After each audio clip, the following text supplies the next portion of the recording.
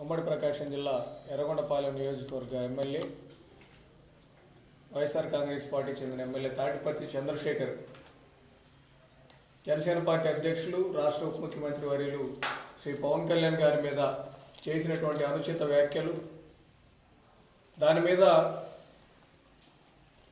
Janasena party స్పందన తెలియజేస్తూ మీ ద్వారా ప్రజలకి వివరించడానికి మీడియా సమావేశం ఏర్పాటు చేశాం.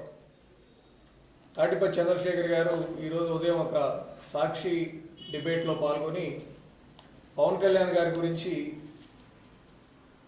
అగౌరవంగా అవమానకరంగా వ్యాఖ్యానించడం జరిగింది.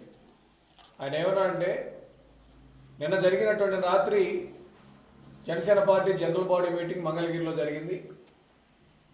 ఆ జనరల్ బాడీ మీటింగ్లోంచి పవన్ కళ్యాణ్ గారు మధ్యలోనే వెళ్ళిపోయారు అని ఆయన మాట్లాడుతూ ఉన్నాడు.